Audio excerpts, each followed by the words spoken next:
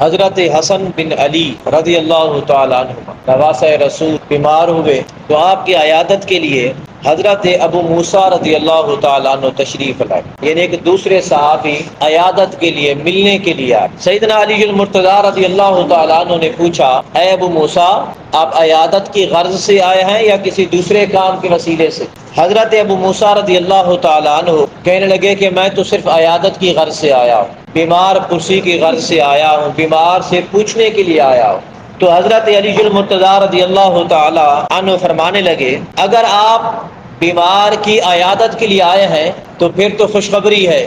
خوشخبری کیا ہے؟ تاجدار کائنات صلی اللہ تعالی علیہ وسلم کی زبان اقدس سے میں نے سنا تھا، آقا علیہ الصلوۃ والتسلیم نے فرمایا تھا، جب کوئی کسی بیمار کی عیادت کے لیے جاتا ہے، جب اپنے گھر سے نکلتا ہے تو یوں سمجھے کہ وہ جنت کے باغ میں ٹہل رہا ہے۔ فرمایا جب بندہ وہاں جا کر بیٹھتا ہے، بیمار کے پاس جا کر بیماری کا حال پوچھنے کے لیے جا کر بیٹھتا ہے، تو فرمایا اللہ رب العزت کی رحمت زمین سے لے کر آسمان تک سے ڈھانپ لیتی ہے، حتیٰ کہ وہ اس وقت تک اللہ کی رحمت میں رہتا ہے جب تک وہ وہاں سے اٹھ نہ جائے۔ جب وہ وہاں سے اٹھتا ہے تو پھر اللہ کی رحمت سے نکلتا ہے تو اسی وقت سے رب تعالیٰ اس پر دوسری کرم نوازی فرما دیتا ہے۔ اگر وہ بندہ صبح کے وقت عیادت کے لیے گیا تھا تو شام تک، اگر وہ شام کے وقت عیادت کے لیے گیا تھا تو صبح تک رب تعالیٰ اس کے لیے 70,000 فرشتے مقرر فرما دیتا ہے، اور وہ 70,000 فرشتے اگر صبح کے وقت تھا تو شام تک، شام کے وقت تھا تو صبح تک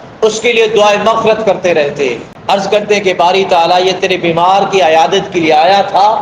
اس کے سارے گناہ بھی معاف فرما دے، اس کے درجات بھی بلند فرما دے، سے راضی بھی ہو جا۔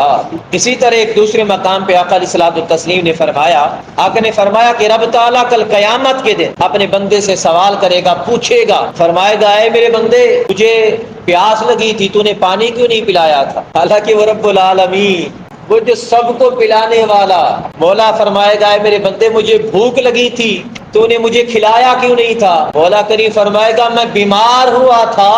تو مجھ سے پوچھنے کیوں نہیں آیا تھا؟ بندہ تینوں سوالوں کے جواب میں ہر بار یہی التجا کرے گا کہ باری تعالیٰ تو خود رب العالمین، تو خود کھلانے والا اور پلانے والا، مولا تو خود شفا یابی عطا کرنے والا، مولا تو سب کچھ تیرے ہی دست قدرت میں ہے، تو کیسے بیمار ہوا تھا؟ تجھے کیسے بھوک لگی تھی؟ تجھے کیسے پیاس لگی تھی؟ رب تعالیٰ فرمائے گا اے میرے بندے، میرا فلاں بندہ پیاسا تھا، اگر تو اسے پانی پلا دیتا تو آج قیامت کے دن میں تجھے جنت کی نہروں میں پلا دیتا۔ میرا فلاں بندہ بھوکا تھا،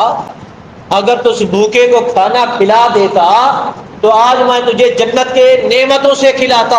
اور پھر رب تعالیٰ فرمائے گا اے میرے بندے، میرا فلاں بندہ بیمار ہوا تھا،